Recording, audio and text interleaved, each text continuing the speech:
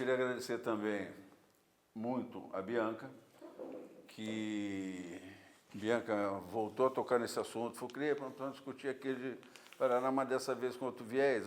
Vamos discutir. Nós precisamos estar atentos à questão da democracia, que faz parte dessa disciplina em todos os sentidos do que nós conversamos. Toda vez que a gente vai falar que um dos grandes problemas que a gente tem na nação, a questão da democracia é fundamental. Se faz presente, está ali o tempo todo. E o Danilo veio e trouxe aqui com ele, vieram acompanhando, o Eduardo e o Ramon, que são companheiros aí de chá, ele é candidato, acho que é candidato a vereador, ou é pré-candidato, não sei como é que vai ser a vida no futuro, mas eles estão trabalhando. E nós tínhamos essa questão para discutir, e ele, que é historiador, militante do PSOL, e uma pessoa que vem ali da Brasilândia. Então, tem condições de discutir com a gente, trazer isso à luz, e aí vocês fiquem à vontade. Acho que a gente não precisa fazer uma coisa careta, você falar 1 hora para depois não, eles sim. perguntaram que a gente pode, você ir falando algumas questões, e aí, na medida do possível, vocês podem levantar a mão, vocês têm a consciência de fazer a pergunta, ele responde, a gente fica mais interessante. Obrigado. Obrigado você mais uma vez por estar aqui com a gente. Tá? Eu que agradeço, professor. Esse espaço aqui, sempre que puder, a gente vai discutir todas as questões que a gente tem premente na nação. Tá? Fechou. Boa tarde, gente. Agradecer a presença de vocês, agradecer ao convite da Bianca, agradecer o professor pela oportunidade, o Eduardo e o Ramon que estão aqui acompanhando também. Vou tentar ser um pouco breve, né, nessa trajetória, porque eu acho que o mais interessante é que o espaço seja aberto para vocês participarem também. Né? Eu gosto muito de acreditar naquele modelo de educação do Paulo Freire, né, que a educação é um processo de partilha, né? Não aquele que está palestrando, ele vem para ensinar, não. Aqui eu acho que é um espaço onde a gente pode partilhar, eu trazer algum conhecimento e também voltar para casa, com certeza, com alguma coisa que eu vou aprender com vocês. Eu sou o Danilo Pássaro, como o professor falou, eu sou um cria da Brasilândia, eu sou teólogo e historiador, sou fundador de uma ONG lá na Brasilândia chamada Periferia Sem Fronteiras, e eu sou da Gaviões da Fiel. E justamente essa relação com a Gaviões da Fiel e o Corinthians que me colocaram no lugar de poder falar de democracia em muitos espaços, né? Nos últimos 4 anos eu passei a receber bastante convite para falar de democracia e vou voltar no começo da minha trajetória até chegar a esse momento onde que eu me torno essa figura que de alguma forma representa a luta por democracia no momento em que o nosso país está sendo governado por um grupo de fascistas. Eu nasci em 92, na Brasilândia, é um bairro periférico da zona norte de São Paulo. Todo mundo aqui conhece a Brasilândia? É um bairro, é a maior periferia da zona norte de São Paulo. Eu nasci em 92. E em 97, a Brasilândia se torna o bairro com maior taxa de homicídios do mundo. Nesse mesmo contexto, a cidade de São Paulo era a cidade com maior taxa de homicídios do mundo. Para se ter uma ideia, se São Paulo fosse um país, seria o segundo país com maior taxa de homicídios, atrás apenas da Colômbia, que estava vivendo um contexto de guerra, do narcotráfico. Ou seja, a minha infância, minha criação foi num território que estava vivendo uma violência... Num território que estava vivendo uma violência absurda. Né? Se tornou o novo polo de homicídios, segundo, se a gente for buscar os jornais da época, a Brasilândia tinha se tornado o novo polo de homicídios, que antes era o Jardim Ângela, né? Que era reconhecido internacionalmente pelos altos índices de violência urbana. E por conta dessa violência, né, o que de alguma forma explicava para uma criança, para um adolescente, aquela violência que a gente estava ali vivenciando eram os Racionais MCs, né? As músicas dos Racionais de alguma forma traduziam aquela realidade para a gente.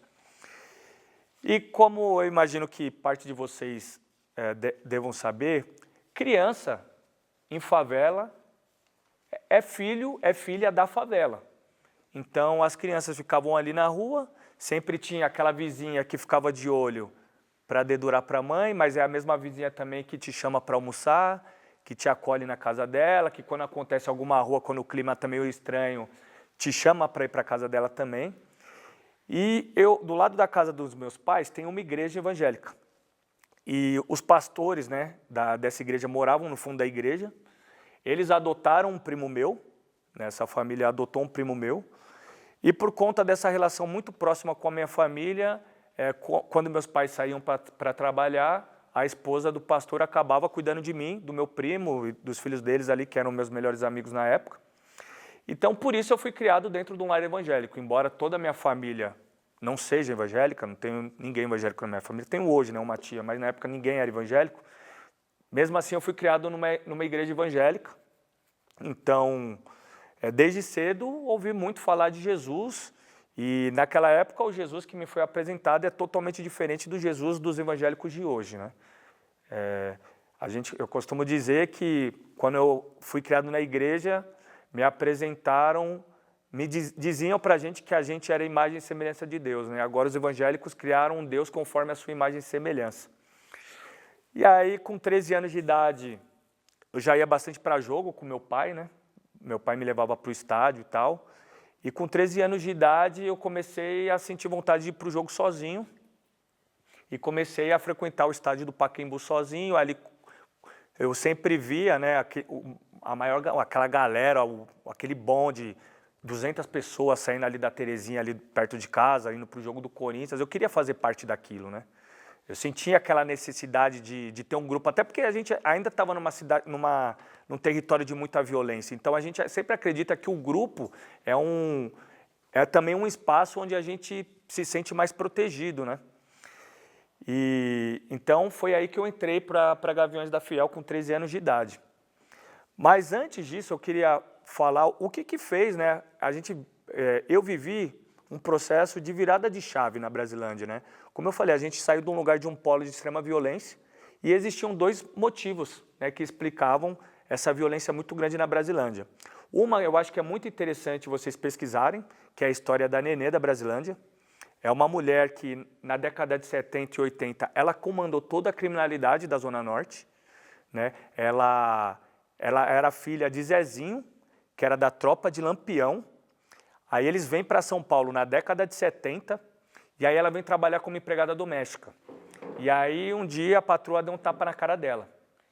E aí ela falou, nunca mais vou trabalhar para ninguém. E aí ela inicia a vida no crime, e aí essa mulher se tornou a grande figura, né, que a partir da criminalidade conseguiu manter um controle de território. Então, a Neném, para qualquer briga, se quisesse ter briga com alguém, porque se vocês forem pesquisar, a violência, as mortes que se tinham em São Paulo, tanto nos anos 80 quanto nos anos 90, eram majoritariamente por motivos torpes, eram brigas de bar. As pessoas discutiam no bar e, do nada, um matava o outro, esfaqueava o outro.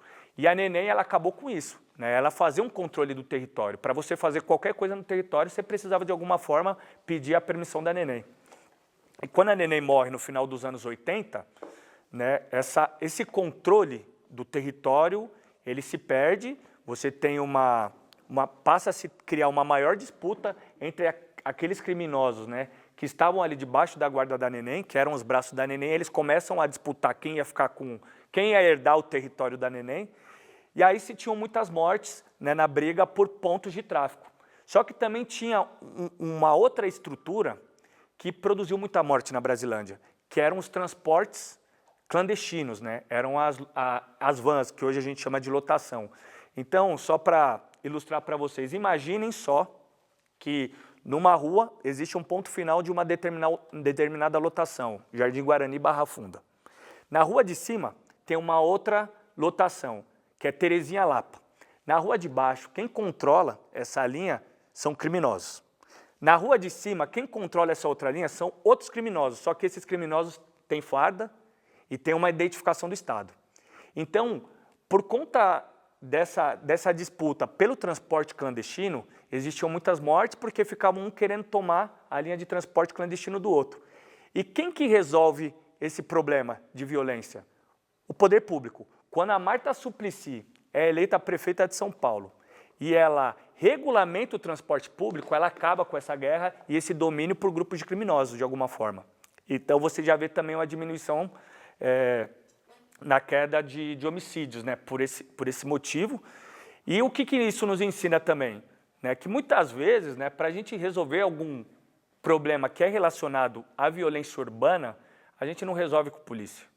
A gente resolve com políticas estratégicas, né? E a gestão da Marta ali na Brasilândia conseguiu, de alguma forma, remediar uma determinada situação a partir de uma política pública acertada, que foi a regulamentação do transporte público.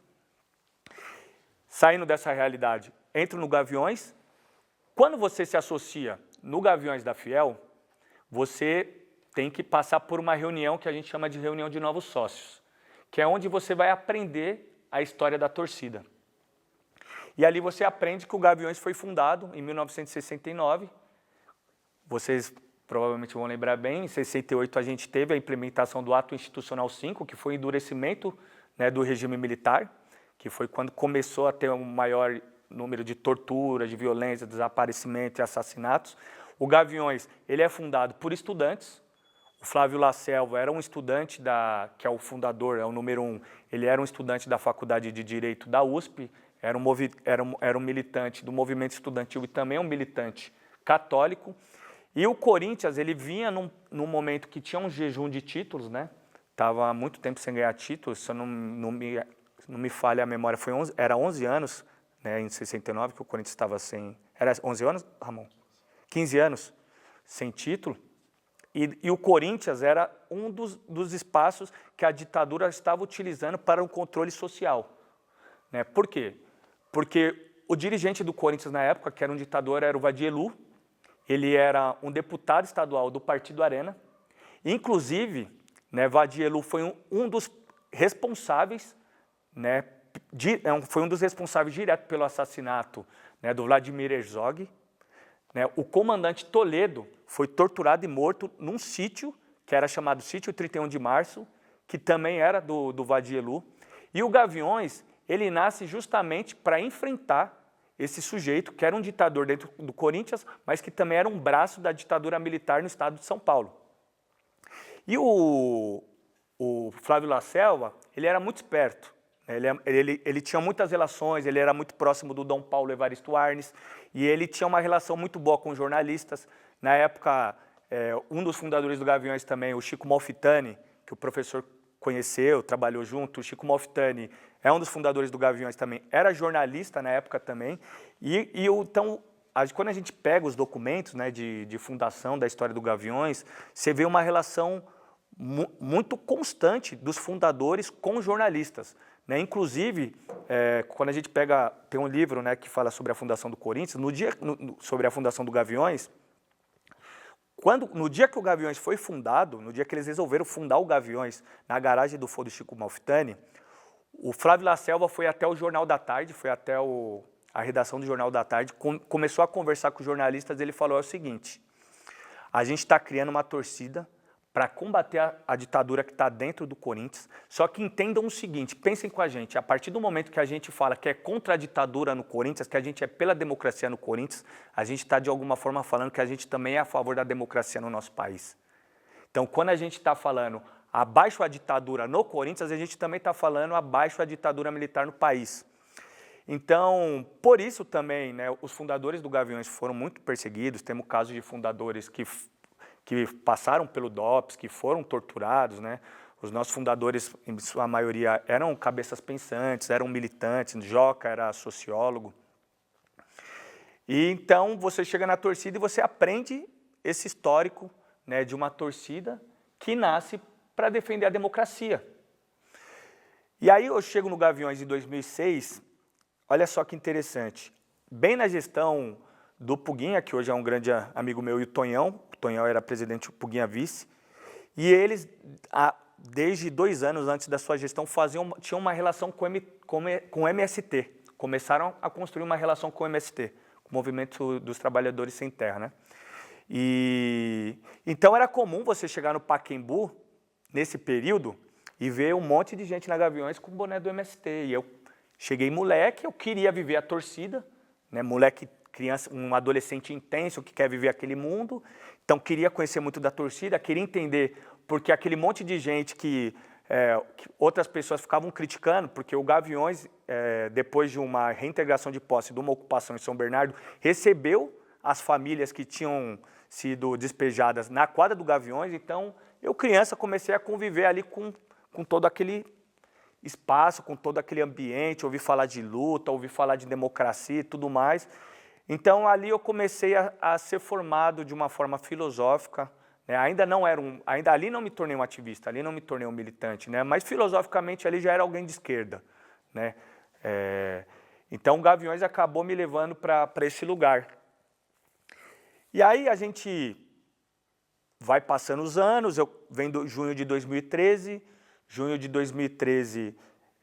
eu estava na faculdade de teologia, depois com 18 anos eu acabei voltando para a igreja, fui missionário no Haiti e começo a fazer uma faculdade de teologia.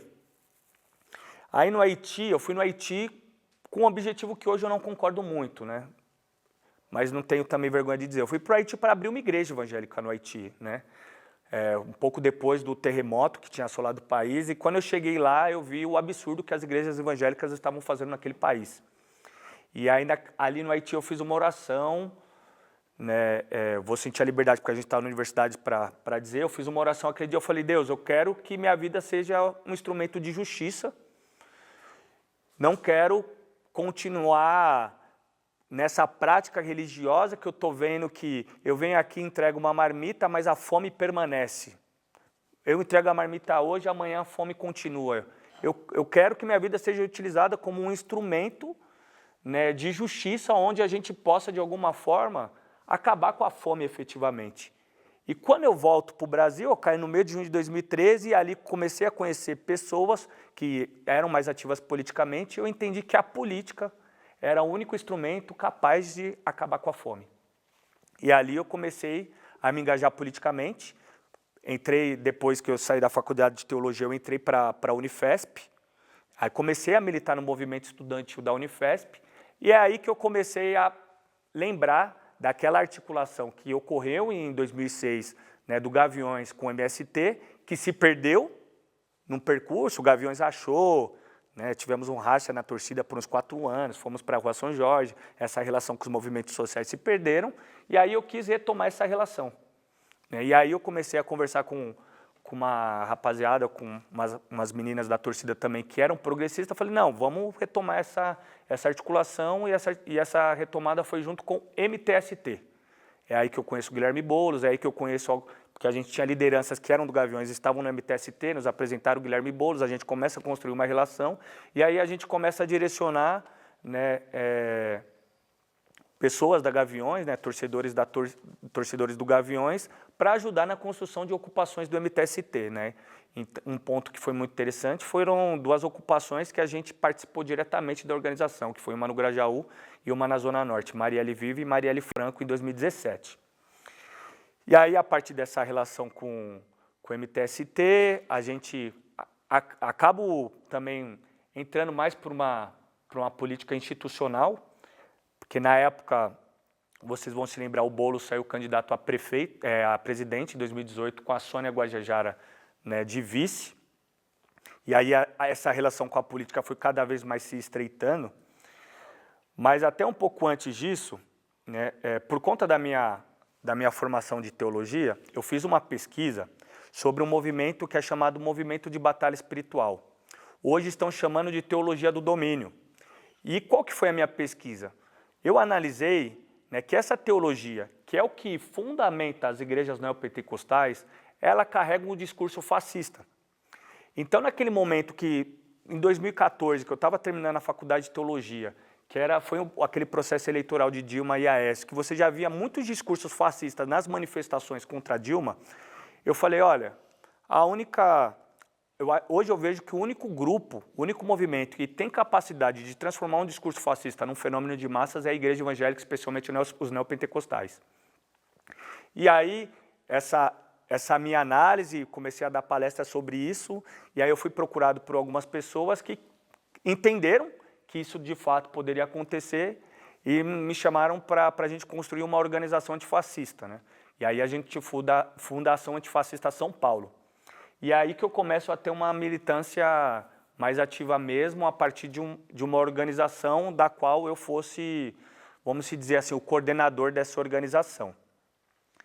E aí, casa tudo isso com a ação antifascista, com Corinthians, né, eu começo a fazer esses debates para dentro da torcida também, e aí a gente vem o golpe, né? No golpe a gente participa ativamente, enquanto Gaviões da Fiel, junto com o MTST, né, teve até um vídeo que viralizou na época, que a gente saiu junto com o MTST em Brasília, em 2 ônibus cheios de corintiano e tal. Essa relação começa a se estreitar, eu aceito o desafio também de ir para o PSOL com o objetivo de transformar o PSOL no Partido Popular, porque antes disso eu sempre cheguei ao PSOL com um partido mais de classe média, então a gente vai para o PSOL com o objetivo de transformar também o partido, dar uma nova cara, uma nova linguagem, e aí a gente tem a eleição do Bolsonaro, e aí a gente tem a pandemia. E aí quando chega, né, a pandemia, eu gostaria aqui de tratar de 2 aspectos, né, sobre essa questão da pandemia, que foram 2 movimentos que de alguma forma eu participei de organização como uma liderança, né? Primeiro, o aspecto territorial na Brasilândia. Queria começar por esse. O que eu comecei a perceber? Que os meninos que eu estava vendo ali no bairro, 12, 13 anos, que estavam ali jogando bola, que a gente ficava brincando, ô, seu catarrento e tal, eu comecei a perceber que esses meninos estavam começando a entrar para a criminalidade. Eu querendo entender esse fenômeno. Por que todos esses moleques estão, do nada, os moleques começaram a usar droga, começaram a querer roubar celular de senhora na própria comunidade. E aí o que eu percebi? Como as escolas corretamente fecharam por conta da pandemia, esses meninos acabaram tendo a rua como único espaço de sociabilidade. Embora não seja o papel da escola necessariamente, mas muitas vezes, como esses meninos, em sua maioria, têm famílias desestruturadas, a maioria são filhos de mãe solo, a mãe fica trabalhando o dia inteiro, então o moleque fica largado na rua. Na escola, pelo menos, ele tem um espaço de sociabilidade, onde ele tem ali, onde é passado para ele alguns valores, e muitas vezes ele tem um professor que é a única pessoa que ele tem para aconselhar ele, que ele tem para direcionar ele. E quando você fecha a escola, você tira a figura desse professor, que por vezes é a única pessoa que consegue ter esse cuidado de acompanhar, de orientar, esse menino ele fica perdido. Então eu percebi que esses meninos todos ficaram perdidos. Então eu senti a necessidade, né, não só de de fazer as ações pontuais que a gente sempre fez, né, mas de criar um espaço que fosse acolhedor, onde esses meninos pudessem participar desse espaço e a gente pudesse ali com eles fazer algumas atividades para além do social. A gente atraía eles, obviamente, por conta dos lanches, por conta da comida que a gente oferecia, mas a gente tem uma biblioteca comunitária lá, né? A gente, na época, tinha alguns jogos também que eles participavam, a gente tem jiu-jitsu. Então, foi uma forma de tirar esses meninos da rua. A gente criou Periferia Sem Fronteira e agora a gente está há um pouco mais de 3 anos com os Periferias Sem Fronteiras lá. E a partir dessa ação social também, na torcida, o Gaviões se engajou muito socialmente, porque a gente tem um departamento social que é muito ativo, que atende várias periferias. No momento da pandemia, a gente descentralizou. A gente criou a Zona Norte Sem Fome, a Zona Leste Sem Fome. Então, as regiões começaram a fazer essas atividades sociais, né? E todo dia a gente ouvia histórias muito tristes, né? Pessoa que um dia você levou a marmita, na semana seguinte essa pessoa não está mais lá, né? Porque morreu por conta da Covid-19. Sem contar que a página do Gaviões todo dia soltava notas de pesar, né, de amigos e amigas nossos que morriam por causa do Covid-19. E a gente, nesses momentos do trabalho social, a gente se encontrava e conversava.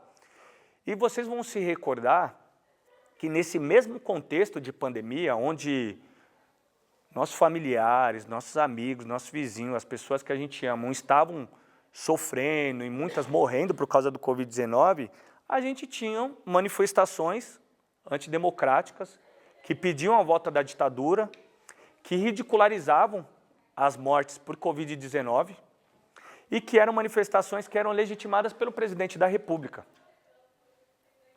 E a gente começou a ficar muito agoniado, porque a gente falou, pelo amor de Deus, não é possível que ninguém vai fazer nada.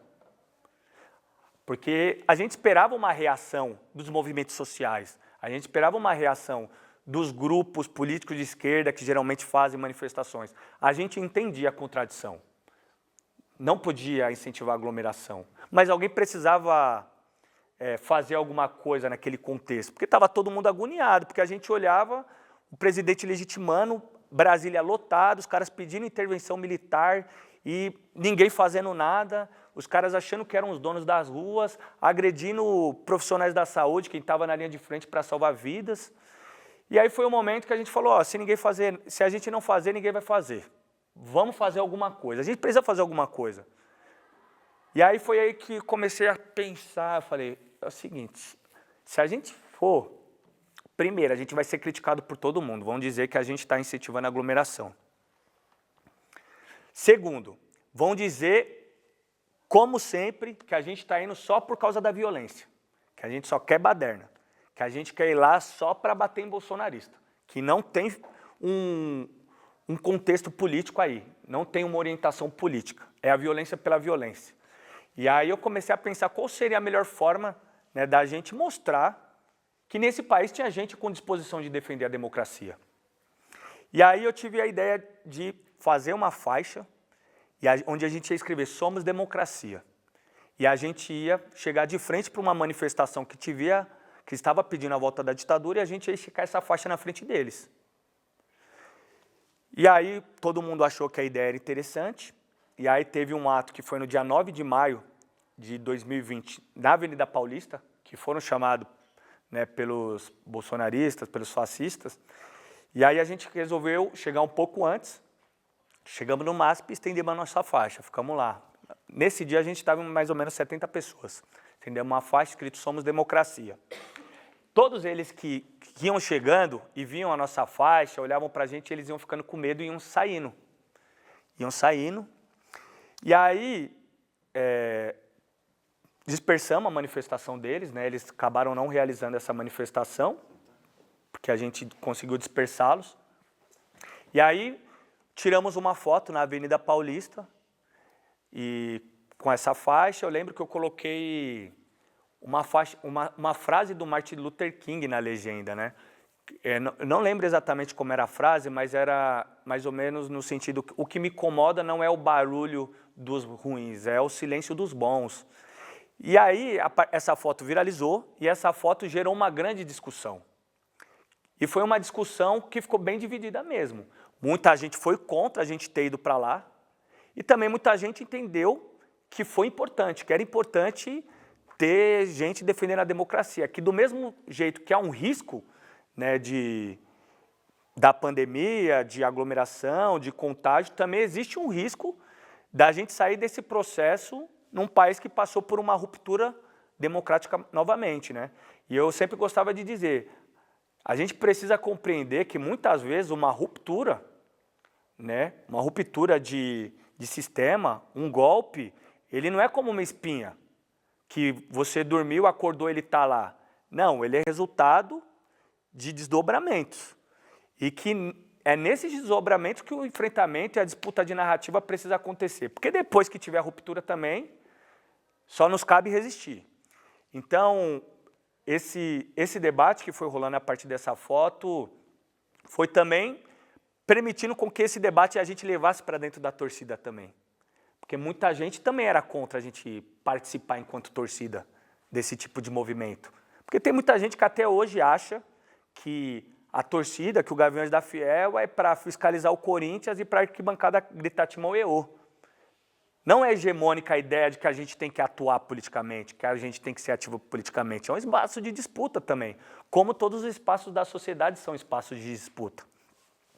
E a partir dessa discussão a gente conseguiu levar para uma maioria de que era importante a gente, enquanto torcida, mais uma vez, se colocar na responsabilidade de defender a democracia e os direitos do povo brasileiro.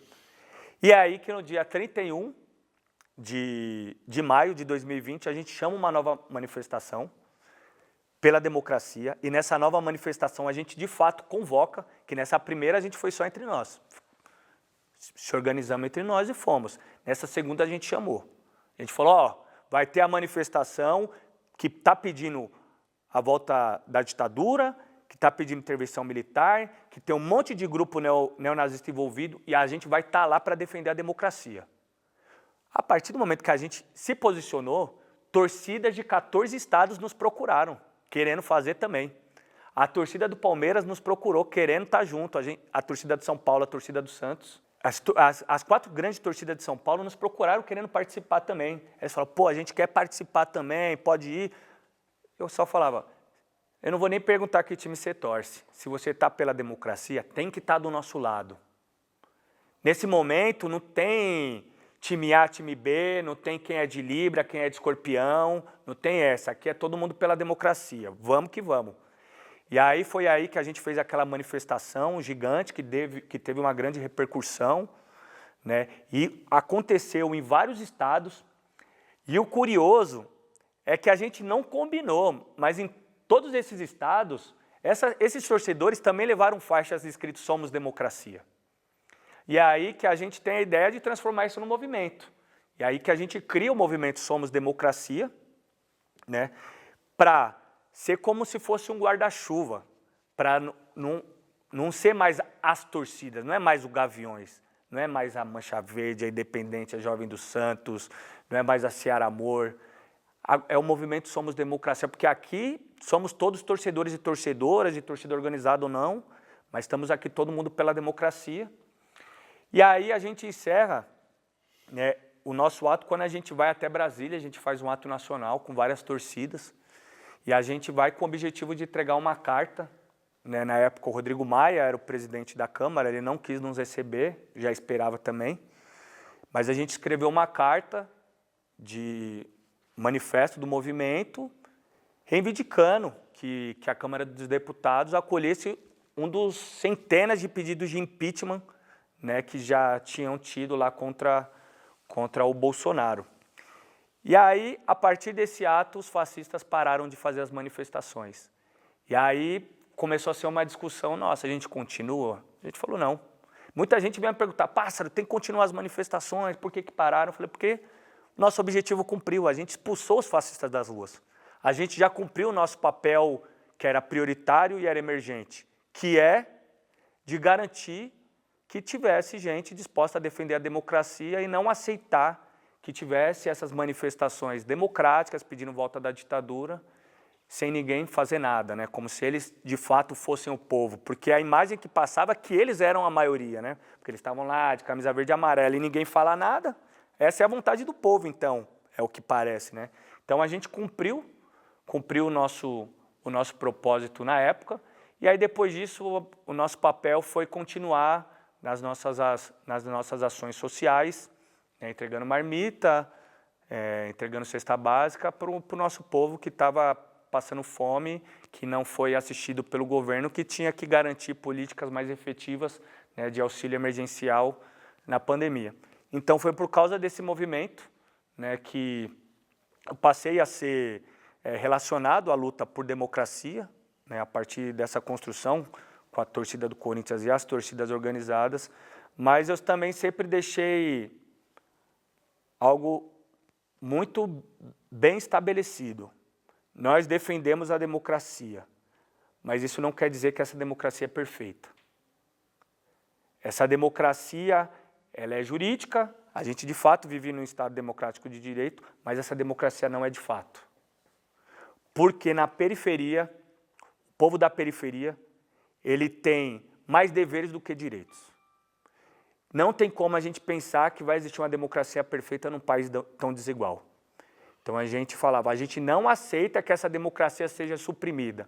O que a gente quer é contribuir para a construção de um movimento maior, de uma construção na política, onde a gente pudesse aprofundar essa democracia, para que a democracia que é jurídica se tornasse uma democracia de fato e para todo mundo. Porque também a gente não acredita que vive numa democracia que é uma democracia, um país onde uma criança é assassinada no caminho da escola, onde centenas de milhares de pessoas moram nas ruas, estão abandonadas, crianças abandonadas fora da creche pedindo esmola. A gente não aceita e não entende que é uma democracia de fato, um país que não respeita as terras e os direitos dos povos originários. E, sobretudo, não tem como a gente falar que vive numa democracia num país racista, onde a maior parte da população desse país, que é negra, é negada de direitos, dignidade e, na maioria das vezes, de existir, né? Tem a sua existência negada. Então, isso tudo, só para concluir, eu falo com base num livro que eu li no meu primeiro ano de graduação, que é O que é Educação, do Carlos Rodrigues Brandão, que ele fala que para a gente ter uma democracia, a gente precisa ter uma constituição de cidadania. E para a gente ter uma constituição de cidadania, a gente precisa de educação que vai imprimir nas pessoas os valores da cidadania e os valores da democracia. Por que eu estou dizendo isso? Que eu acredito que a educação é um passo fundamental para que a gente possa, de fato, fazer com que todos os brasileiros sejam inseridos na cidadania, sejam reconhecidos como cidadãos, não como o Clóvis Moura fala, né? Clóvis Moura fala que os negros no Brasil, antes da abolição, eram considerados bons escravos, depois da abolição se tornaram maus cidadãos, né? Então a gente acredita que a maior parte da população brasileira tem a sua cidadania negada. E o nosso papel é construir uma democracia que garanta a cidadania, direitos e dignidade para todo mundo. E eu acredito que esse é o nosso desafio, é o desafio da nossa geração, é o desafio da geração de vocês, né? E eu acredito que a educação tem um papel fundamental nisso, e vocês, principalmente, no momento que a gente vive ainda mais, tem um papel fundamental nisso. Todo mundo aqui é estudante de jornalismo, né? Na era da fake news, na era da pós-verdade, o trabalho de vocês vai ser fundamental para que a gente possa, de fato, ter uma democracia no nosso país. Eu acho que a minha exposição, desculpa, eu estendi demais, mas eu espero que tenha feito sentido para vocês, dentro da discussão que a gente se propôs, e agora eu gostaria de ouvir de vocês também perguntas, intervenções. Márcio, primeiro eu queria te agradecer essa exposição, essa tua vida, esse teu compromisso. E também é importante ouvir você, o que você traz para dizer e tal, e agora os alunos exercitarem aí as perguntas como jornalista, como cidadão, só levantar a mão e mandar chumbo. Deu para perceber como o futebol também é muito presente na sua vida, o Corinthians, Gaviões, e eu vi também que você falou que acha que, não acha, né? Acredita muito que o futebol também é um campo político, de muita luta e tudo mais. Eu vi uma reportagem que você fez uma iniciativa que partiu do núcleo educacional social psicológico do Corinthians, né, para falar com os meninos da base e tudo mais. Para você, tipo, já que o futebol move tanta paixão e algo que dá para sim também ensinar os torcedores, as pessoas, o que seria, tipo, o que falta mais para os clubes também terem mais esse olhar social para várias causas da nossa sociedade hoje em dia? Tipo, tem muitas campanhas, já existem, tipo Fortaleza, Bahia, o Corinthians, sempre estão atuando em várias campanhas, mas eu particularmente sinto que ainda precisa ser feito muita coisa ainda. Qual caminho você acha que poderia eles tomarem? Não, obrigado por essa pergunta. Eu acho que é o seguinte, o futebol sempre foi um espaço de disputa. Se a gente for olhar para a história, o fascismo sempre se apropriou do futebol, na Europa principalmente. No Brasil, o regime militar se apropriou do futebol. E o futebol sempre foi, assim como são todas as organizações, né, da sociedade civil, os clubes também são espaços de disputa. Hoje a gente vê muitas iniciativas dos clubes, como você mencionou. Mas eu ainda acredito que a maior parte dessas iniciativas elas são mais marqueteiras do que iniciativas que de fato querem transformar uma determinada realidade. E no Corinthians também. Essa iniciativa no Corinthians, ela surgiu no meio da pandemia, quando a gente teve um caso do Danilo Avelar, que era um jogador do Corinthians, que num gamer, ele foi racista E aí gerou toda uma discussão na torcida, ele foi afastado do time. Na época, eu falei com o vice-presidente do Corinthians, eu falei, ó, é o seguinte, não dá para aceitar o Corinthians continuar tendo jogador racista, o Corinthians continuar tendo jogador que assedia mulheres. Essa responsabilidade é do clube, porque o clube pega um moleque com 8 anos de idade. O clube é responsável pela formação dos jogadores. Não é só ensinar a jogar bola, tem que ensinar os valores do clube, os valores de fundação. Tem que ensinar esses moleques a serem cidadãos também. E aí, na época, ele falou, pô, Pássaro, tá na pandemia, não tem como a gente fazer nada agora, mas depois da pandemia, vamos conversar. E aí, passou a pandemia, fui conversar com o responsável pelas categorias de base, né? O vice-presidente me colocou para falar com o gerente das categorias de base, e eu achei que o racismo era o tema seria o tema mais fácil da gente colocar ali. Né? Minha ideia era criar um selo, Clube Cidadão, e fazer todas essas discussões contemporâneas. Né? Seja a questão do machismo, seja a questão da LGBTfobia, do racismo, tudo. Só que eu achei que o racismo seria a porta de entrada. É uma discussão que, querendo ou não, ela está se capilarizando mais na sociedade. Né? E aí o clube topou, aí o gerente me colocou para conversar com as meninas, né, do núcleo de educação e psicossocial do Corinthians, e elas gostaram muito do projeto, porque elas já faziam, né, algumas atividades com os meninos, só que sem muito suporte da diretoria também. E é aí que a gente começa a fazer essas formações antirracistas. E eu acho que o futebol, não só na questão do racismo, mas em todos esses debates, principalmente de valores que tem na sociedade, o futebol pode cumprir um papel muito importante. Porque o impacto que o futebol tem no imaginário e nas identidades do povo brasileiro é absurdo. Se você chega, eu já fiz essa experiência, chega no cobrador de ônibus e pergunta, você tem orgulho de ser brasileiro? Muito provavelmente ele vai falar, eu tenho orgulho de ser brasileiro porque eu vi a seleção de 82 jogar, eu vi o Brasil ser tetra e pentacampeão. O orgulho de ser brasileiro, né, na maior parte das vezes, é relacionado ao futebol. Infelizmente, até isso nosso povo está perdendo nos últimos tempos, né? Mas eu sempre costumo dizer, né, aí usando uma exemplificação da questão racial, do debate racial, mas eu acho que cabe para as outras discussões também, né? O Brasil é um país racista, 81% da população reconhece que o Brasil é um país racista, e você pode ter certeza que vai ter um racista convicto. É porque a gente conhece racismo estrutural, a maior parte das pessoas, especialmente no Brasil, elas reproduzem, elas expressam racismo muitas vezes sem nem perceber. Né?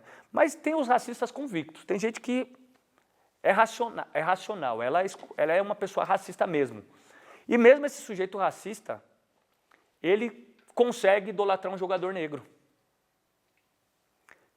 Você pegar... Com certeza vai ter um palmeirense que é convicto, é um racista convicto, e ele vai idolatrar o Endrick. Tem corintiano que é racista, que idolatrou Marcelinho Carioca, que idolatra jogadores negros. Então, eu acho que, pensando a partir dessa perspectiva, eu acho que a gente já começa a entender o papel que o futebol pode ter na transformação da realidade, inclusive no aprofundamento da democracia. Se o futebol começa a, de fato, assumir a sua responsabilidade com essas pautas que são caras para a construção de um país melhor, eu tenho certeza que a gente avança. Tenho certeza que a gente consegue ter um grande aliado, né, na transformação da realidade que a gente vive e que a gente quer mudar. Eu acho que é meio que unânime, né? Você pode sair e perguntar em qualquer lugar, você acha que a sociedade que a gente vive é ideal? Tenho certeza que todo mundo vai falar que não, embora a maior parte das pessoas hoje em dia estejam anestesiadas, não queiram fazer nada para mudar isso. Mas eu acho que cabe ao nosso papel impulsionar para que o maior número de pessoas sejam aliadas e queiram, concordando ou não com a gente, né? Porque mesmo que discorde, né? Eu acho que é importante para a gente fazer uma discussão, né? Muito se fala de polarização, né? As pessoas perguntam, Pássaro, você acha que a polarização é um problema? Eu acho que o problema, mano, é não ter polarização. Na democracia é razoável que existem polarizações. Eu não acho que o que a gente vive é uma polarização. Porque a política é isso. A política é você procurar uma mediação entre os polos, entre as polarizações. O problema da nossa sociedade é que a gente tem um grupo político forte, com estrutura, com dinheiro, com apoio internacional, que não quer a polarização. Ela quer estar por cima, ela quer acabar. Não é que ela está do outro lado na mesa do jogo, ela quer chutar o tabuleiro.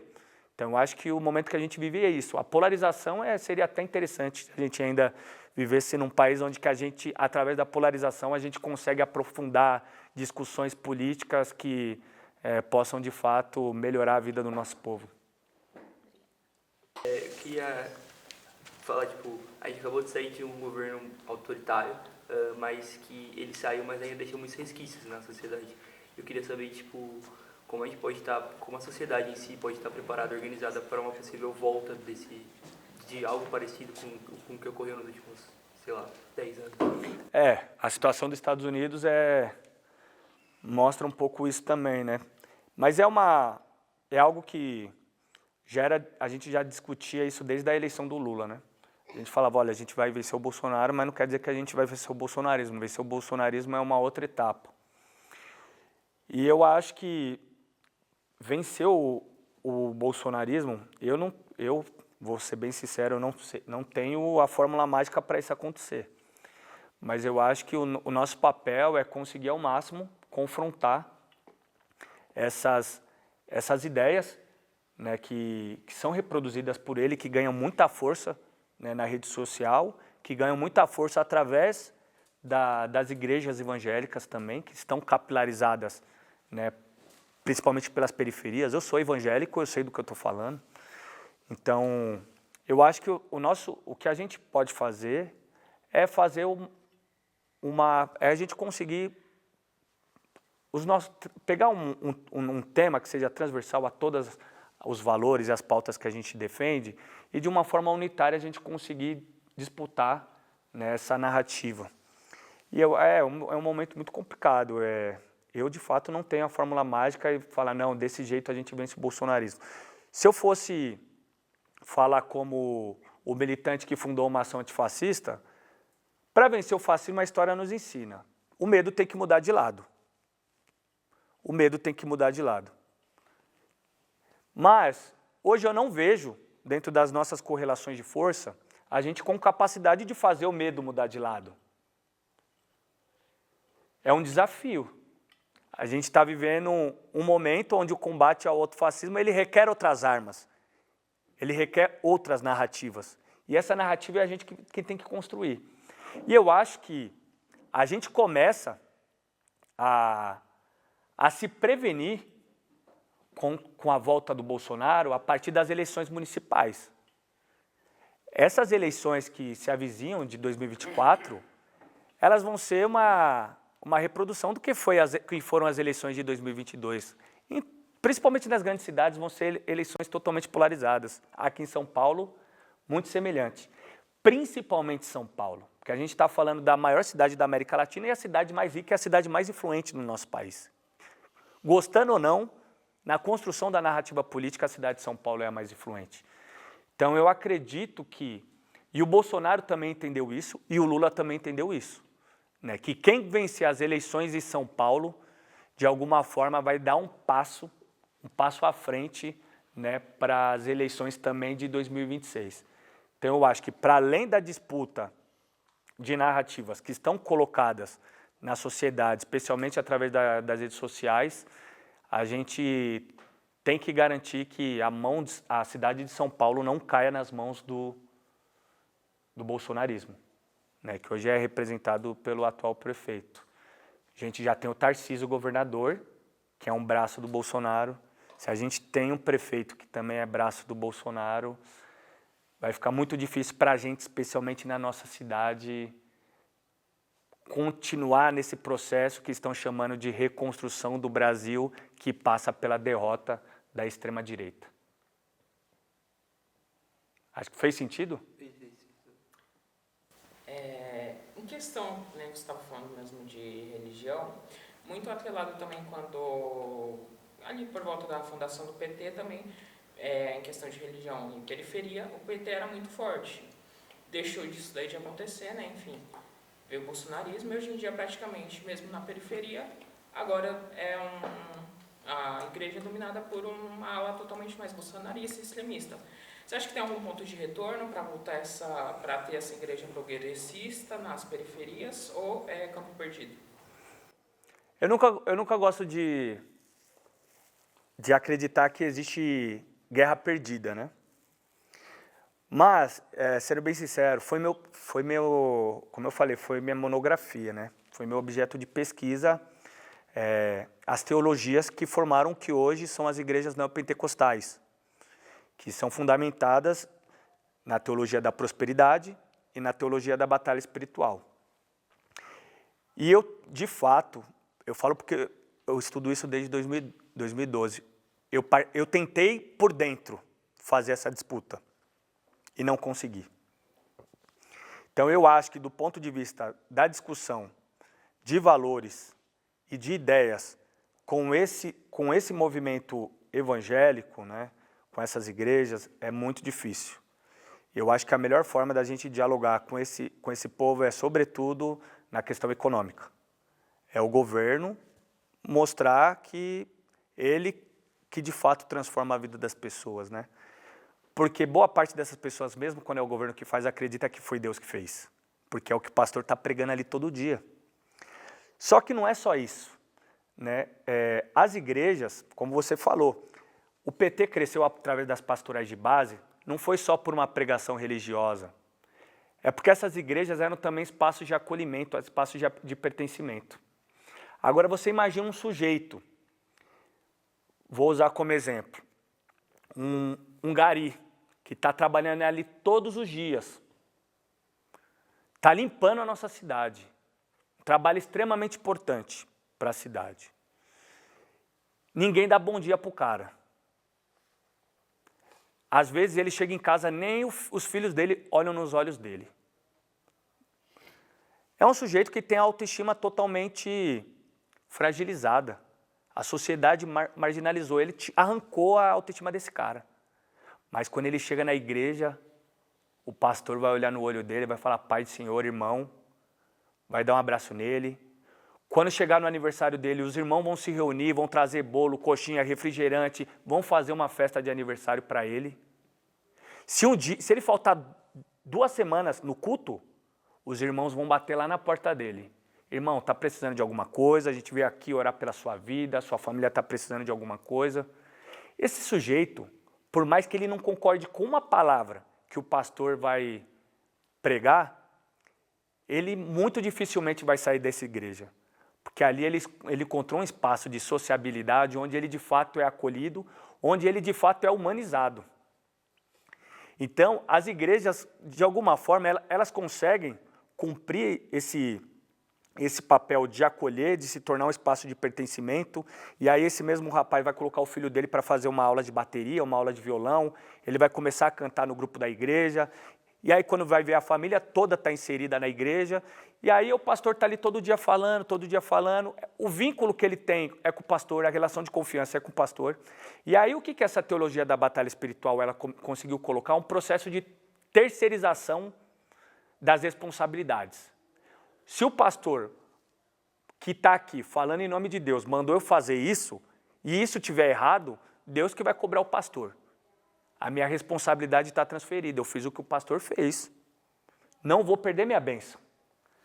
Então, eles conseguiram, as igrejas neopentecostais, dentro dessa ideia de cobertura espiritual, eles conseguiram fazer isso. Porque se esse cara, dentro da teologia que eles estruturam as suas igrejas, se esse cara ele resolve não seguir o que o pastor fez, ele abriu uma brecha para que demônios, para que o inimigo, para que forças demoníacas possam intervir na vida dele. É o que eles falam, vai sair da bênção. Então, entre confiar na palavra do pastor ou correr o risco de sair da bênção, o cara vai transferir a responsabilidade dele para o pastor, que se o pastor estiver errado, é Deus que cobra o pastor e com ele está tudo bem. Então, eu sinto muita dificuldade de fazer essa discussão. Eu falo porque eu tentei.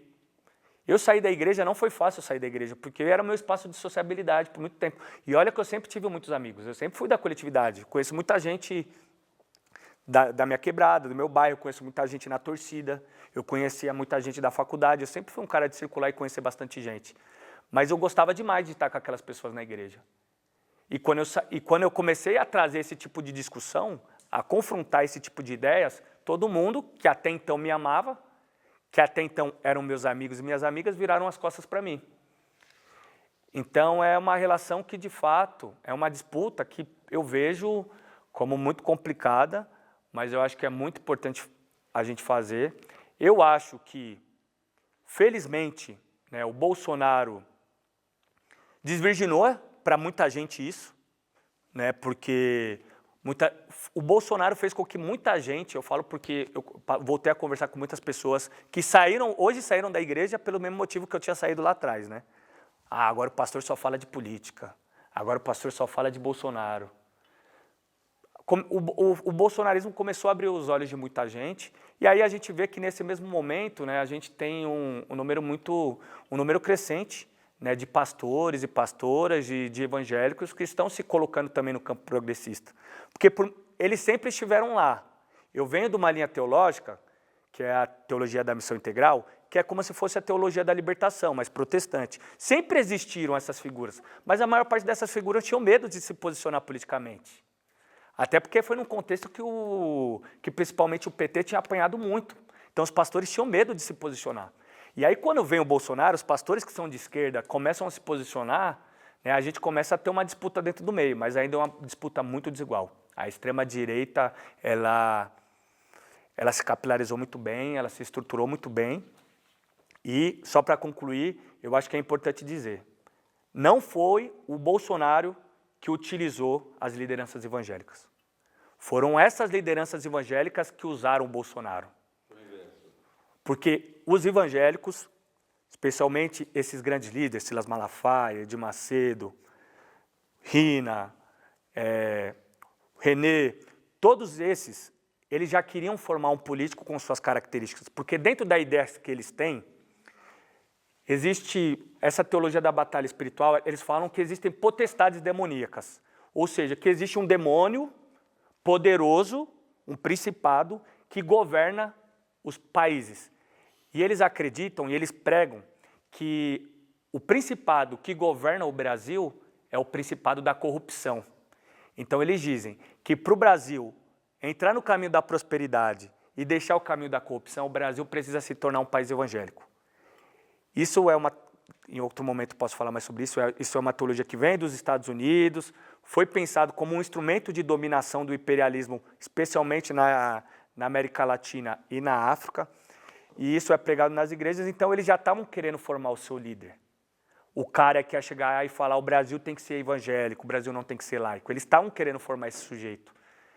E nesse processo, o Bolsonaro apareceu com essas características que a gente já sabe e acabou, não entrou como uma luva, né? Eles não acham que o Bolsonaro é ideal, mas o Bolsonaro foi o que serviu para eles, né, num dado momento, para que eles conseguissem de alguma forma pautar o debate público, e infelizmente eles conseguiram. Porque se a gente for olhar, todo dia o que a gente está discutindo é o que eles estão pautando. A gente segue reagindo. E eu acho que a gente começa a avançar no momento que a gente parar de ser pautados por eles e a gente começar a pautar. Eu acho que é mais ou menos por aí. Eu lembrei que vocês falando isso, eu só lembrei agora que até 2018 o Bolsonaro era católico até, né? Então, enfim, estou feliz que você está aqui. Eu sou do Vila Zate, Pirituba também. Ah, do lado. Vivia na Brasilândia, vivi essa época que você está falando, recordo bem. E eu fiquei um pouco curioso quando você estava falando sobre o propósito da Gaviões, né? Sobre esse propósito mais social que ela tinha, defensora da democracia e tudo. E comentou também sobre um racha que existiu. A questão, por exemplo, do Danilo Avelar, teve os que apoiaram também, dentro da própria Gaviões. No ano passado, retrasado, agora eu não sei bem, teve o caso do Cuca também, que dividiu a Gaviões. Eu gostaria de saber como está isso, se ela já se entende hoje como um polo de cidadania e não só uma questão do futebol, e como espalhar, como levar essa visão da Gaviões para dentro, ainda mais para dentro dos estádios. Porque assim como a questão evangélica que foi apropriada pela direita, o futebol que você está falando, simbolizado pela camiseta da seleção brasileira, também foi apropriado por eles. Então gostaria de saber como está essa relação da torcida e dos clubes progressistas na sua visão. Não, como eu falei, é um espaço constante de disputa. O Gaviões também é uma instituição democrática que as diretorias e os conselheiros são eleitos democraticamente. Se você for lembrar, em 2018, o Gaviões soltou uma nota contra o Bolsonaro. A gente falou, o Gavião não apoia Bolsonaro, não tem nada a ver com nós. Logo depois vem 2020, a gente chama as manifestações. Só que, em 2021, o Gaviões tem uma eleição. E o nosso grupo, né, que é esse grupo que, de alguma forma, se posiciona, a gente lançou nossos candidatos para manter nessa linha, só que a gente perde a eleição, porque se juntaram 4 chapas para conseguir ganhar da gente. Eu não estou falando que todo mundo que está lá nas 4 chapas são todo mundo de direita. Não é nem essa a questão. A questão é que eles têm uma outra perspectiva de torcida, né? Então, se colocaram contra a gente. Aí, a partir do momento que eles ganharam, ficou muito difícil do Gaviões se posicionar. O Gaviões não se posicionou na eleição de 2022, por exemplo. Entende? E agora a gente retomou. A gente teve eleições esse ano. Felizmente, a gente conseguiu, né, ganhar as eleições na torcida, tanto diretoria como... somos maioria no conselho também. E a ideia é que agora a gente consiga trazer também alguns novos posicionamentos, aqui em primeira mão trazer para vocês. Logo mais a gente vai puxar uma campanha internacional contra o racismo no futebol.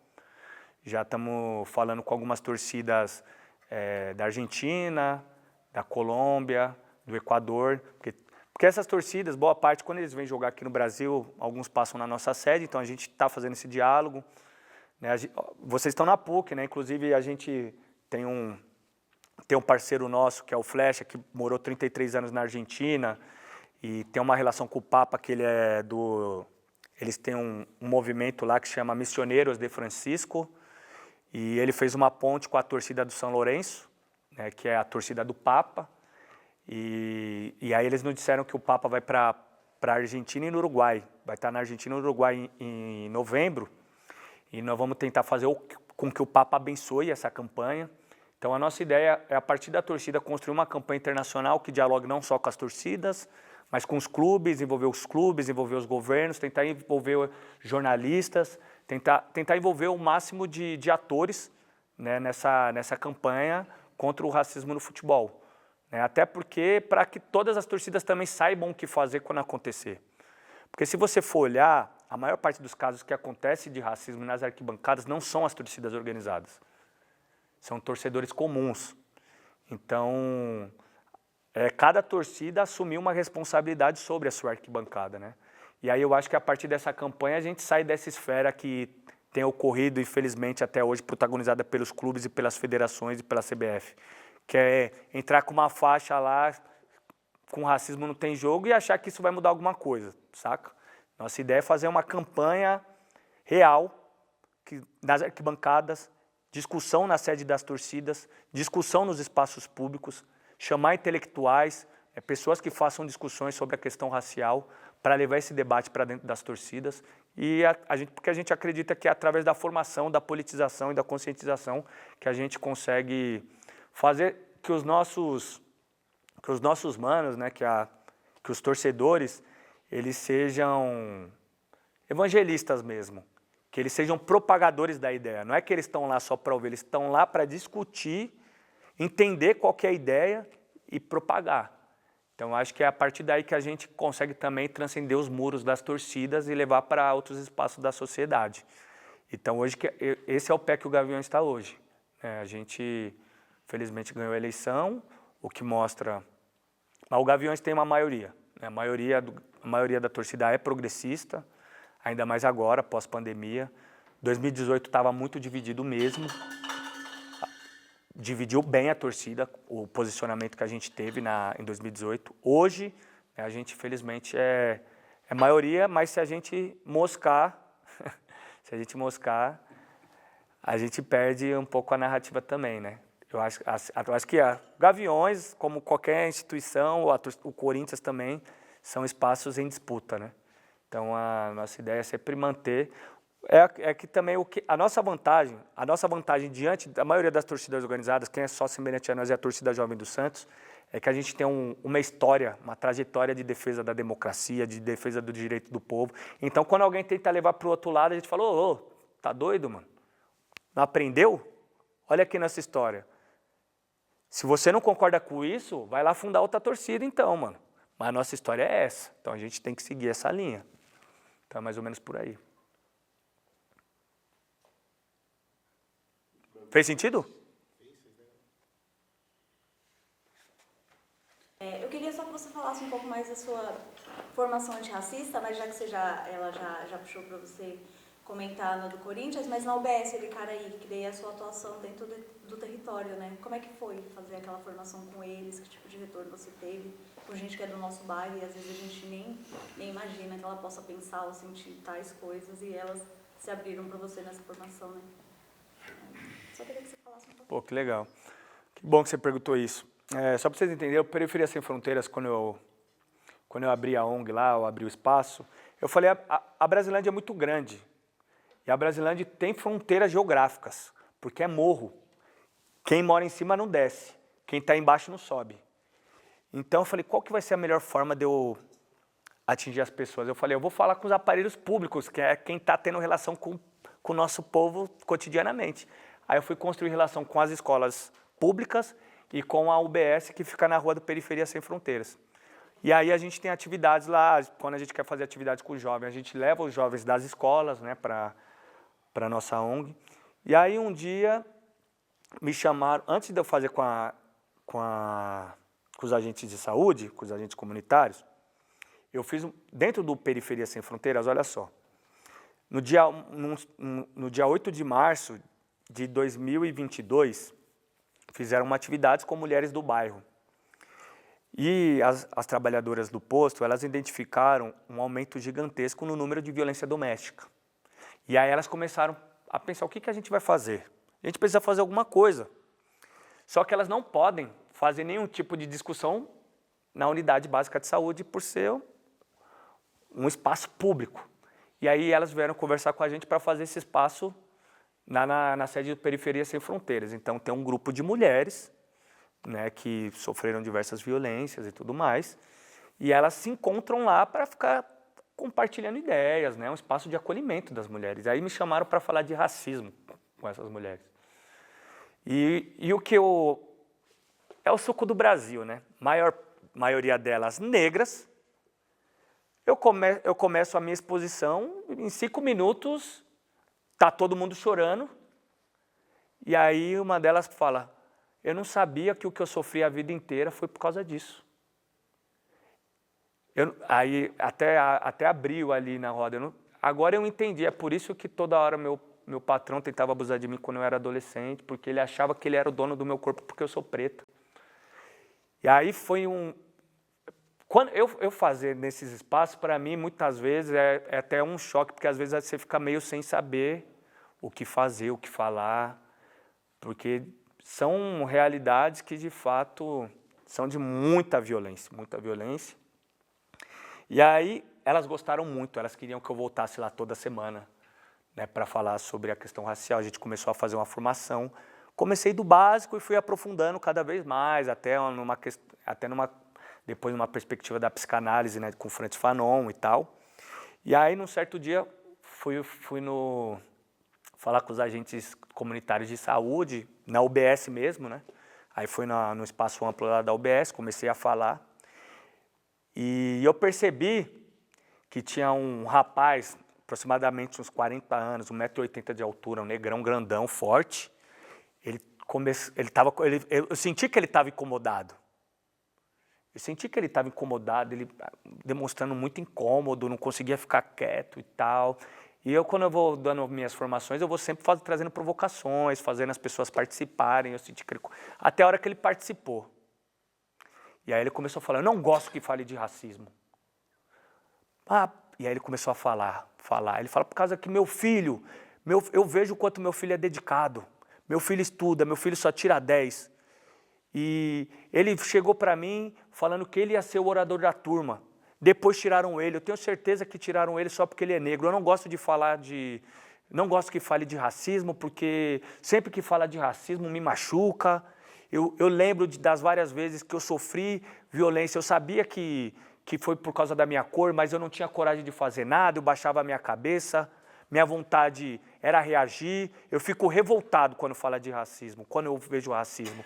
Falei, que bom que você fica revoltado. E é aí que a gente começa a mudar a sociedade. Aí que a gente começa a mudar essa realidade. Porque por muito tempo esse país se recusou a falar de racismo. E aquele negão começou a chorar. E aí eu fiquei, até eu chorei. Porque eu falei, porra, cara forte, estava incomodado, ele começou a chorar. E aí eu terminei falando, que bom que isso aconteceu, porque agora você entendeu que a sua revolta não é ruim. Você não tem que jogar essa revolta para dentro de você. Só que a questão é, a gente tem que saber como que a gente se revolta. Quais estratégias que a gente precisa ter para expressar esse sentimento? Eu acredito que se a gente deixar de falar de racismo, a gente nunca vai resolver a questão racial no Brasil. A gente tem que falar. E aí, depois desse dia, as meninas lá do poço me mandaram mensagem e falaram, Danilo, que absurdo que você fez, foi maravilhoso, porque ele não gostava de participar, ele não queria participar, ele estava incomodado, sempre nas atividades ele não falava nada. Agora ele tá mais carinhoso com a gente, está conversando, está interagindo com o grupo. Teve uma transformação ali no sujeito. Então, para mim, essas experiências são as mais interessantes, né? Aquilo que eu estava falando. Às vezes você vai para ensinar, mas você mais aprende, né? Você mais aprende. E ali eu vi o quanto o racismo dói, velho. O quanto o racismo dói. Porque eu vi o sofrimento naquele choro. E eu imagino o tanto de violência que aquele irmão não passou. E ele sabendo que era por causa da pele dele e não podendo falar nada. Sem saber o que fazer. E eu acho que esse sentimento de potência é o que mais machuca também. E ali eu quis passar para ele. Eu falei, olha, eu acredito que a melhor forma de resolver isso é falando e é tendo argumento para falar sobre. E aí ele falou, não, me passa os livros. E às vezes ele manda mensagem, né, foto do livro, está se dedicando a estudar para compreender. Porque eu tenho certeza que agora se ele perceber que alguém está sendo racista com ele vai se posicionar e ele vai ter argumento. Ele não vai ser violento. Ele não vai agredir. Ele vai ter argumento para constranger, para pelo menos constranger aquele sujeito racista. É o que algumas pessoas têm falado hoje, né? A pedagogia do constrangimento. Então, nessas formações antirracistas tem sido interessante. Para mim, eu vou confessar que é algo novo, né? Nunca foi minha especialidade. Comecei a fazer formações sobre racismo recentemente, até porque eu também demorei muito tempo para me reconhecer como sujeito negro. Por ter a pele mais clara, talvez. Não nasci nem cresci, e nem fui criado me reconhecendo como negro. Eu sabia que eu não era branco, mas não me reconhecia como negro, porque o racismo que bateu em mim nunca foi um direto, sempre foi o sutil. Então eu demorei muito tempo para reconhecer também. Demorei muito tempo para me ver nos espaços também. Na faculdade eu não entrei para o movimento negro porque eu achava que eu não ia ser acolhido e não ia ser aceito naquele espaço. Então, tem sido, como historiador, né? Como historiador, eu sempre soube fazer um debate racial, é uma questão que sempre me pegou muito, mas eu nunca ousei me colocar como a figura que vai puxar uma discussão, uma formação sobre racismo. O Corinthians que me colocou nesse lugar, e aí a partir disso comecei a dar formação antirracista em vários espaços, escolas, na UBS e tal. É que você falou que me pegou também bastante acho que foi na fala da Natália, que que a gente não pode se deixar, essa luta contra a direita, a gente não pode se deixar de combater. A gente tem que fazer um combate mais efetivo. Eu sinto, minha percepção é que a esquerda ela se fecha um pouco, está agora fechada um pouco mais para o campo acadêmico, para uma questão mais elitista, intelectual, enquanto isso a direita vem dominando grandes massas. Tanto que hoje em dia a maioria, se até uma pesquisa na Quest recentemente, só 18% dos brasileiros se consideram de esquerda. Eu queria saber o que é que a gente pode fazer efetivamente para mudar esse cenário, para inverter esse jogo. O que você acha que pode ser feito? Pergunta de milhões, hein? Posso só fazer um complemento dentro disso que você está falando? Você também chegou a dizer, por exemplo, que é difícil combater com as igrejas, esse público de esquerda. Só que a igreja evangélica já é mais de 50% da população brasileira. Então a gente não consegue uma mudança democrática sem pensar nessas pessoas. Se a gente não tem o espaço da igreja mais, que já teve no momento anterior, não tem espaço religioso mais do que tem anterior. E como ele falou, a gente está restrito muito, a ala esquerda da população restrita muito ao campo acadêmico. Como que a gente faz para expandir essa influência da esquerda no Brasil para um Brasil mais pobre, mais popular, que aparentemente está mais ligado às igrejas evangélicas e com movimentos conservadores? Cara, essa pergunta é muito boa. Não estou dizendo que é a minha resposta correta. Eu, assim como vocês, eu faço o mesmo diagnóstico. E eu acho que a gente pode pensar algumas alternativas de remediação. Eu acho que a gente está vivendo um refluxo da esquerda. Eu acho que a gente, desde o primeiro governo Lula, até um pouco antes, a gente vem com a esquerda se forjando e se desenvolvendo a partir de uma lógica política. E essa lógica mudou. E eu acho que a gente ainda está tendo dificuldade para dar uma resposta para essa mudança. O novo morreu, o novo não nasceu. No meio disso tudo, como diria Gramsci, é uma loucura. E eu acho que a gente está vivendo esse momento em que o velho morreu, o novo não nasceu, e aí a gente ainda está meio perdido, sem ter o que a gente poderia dizer as respostas certas, né, para as várias perguntas que a gente já se faz. A gente sabe o que a gente precisa fazer. A questão é como que a gente vai fazer. Porque a gente, de fato, a gente precisa popularizar, a gente precisa capilarizar, a gente precisa voltar a construir espaços de pertencimento. Por muito tempo, a relação da esquerda, né, com as periferias se dá principalmente através dos parlamentares, né? Alguns movimentos sociais mais grandes também conseguem fazer um trabalho de base, mas ainda com uma certa limitação. E meu sentimento, tá? A partir de uma observação que eu faço. Por muito tempo, a esquerda falava trabalho de base, sempre falou. Mas muita gente acredita que o trabalho de base na periferia é você chegar na periferia e fazer um grande evento. Fazer um discurso bonito, tirar aquela foto com o punho para cima e achar que você vai ali converter milhares, centenas de pessoas à sua ideia. Só que aí depois você some e não volta. E aí a gente tem, de alguma forma, não só através das igrejas, mas também através de setores de uma direita que conseguem, principalmente eleitoralmente, sustentar essas bases periféricas por meio da necessidade. Vamos usar o exemplo aqui de São Paulo. Milton Leite é um sujeito presidente da Câmara, que manda em São Paulo, e é ele que coloca todas as pautas que acabam com os direitos do povo, que ferram com a vida do povo. Só que se você olha para a periferia, o cara chega com a cesta básica, ele faz a reforma das praças, ele faz os campos, ele faz um monte, ele leva o BS.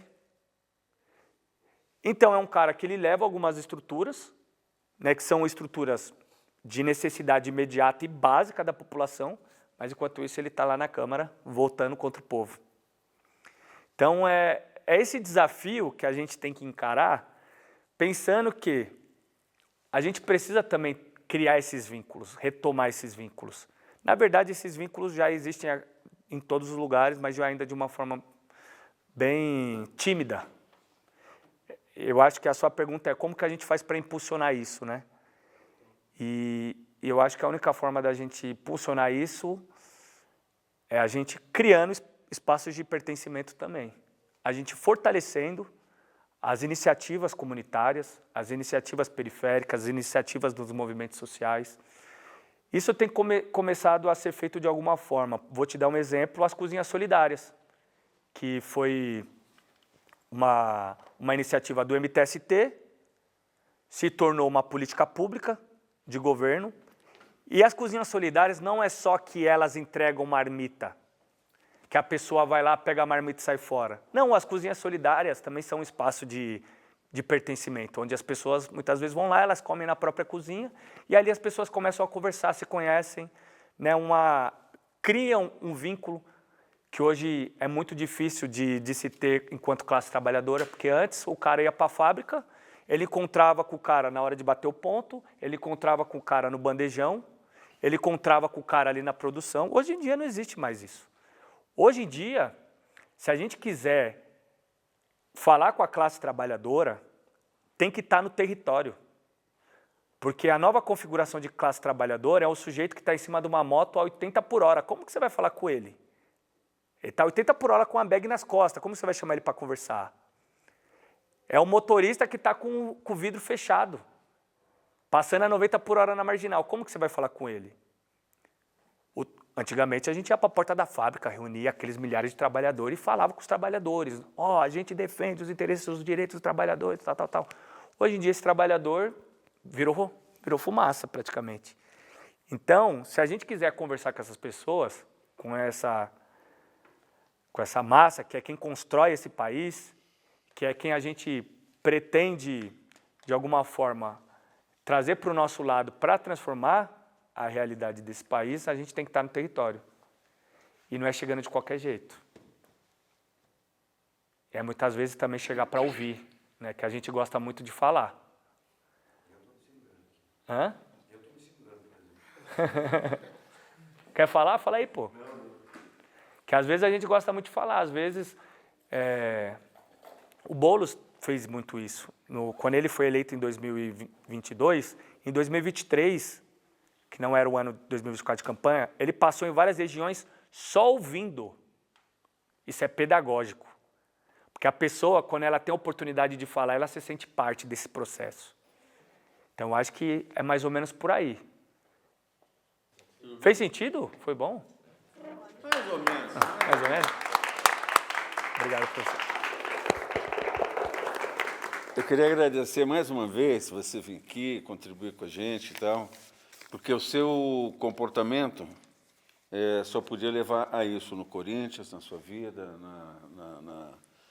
no dividir com a gente aqui esse seu saber.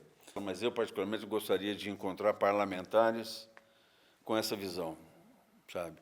Vereadores, deputados estaduais, deputados federais. Tomara. Tivemos a proposta, aceitamos a proposta e acho que foi muito importante essa vida do pássaro aqui. Gostaram, gente? Sucesso, senhor professor. Como é que é? Eu não vi. Não, pra você gostou. Ah, que foi bem, tá? Que bom.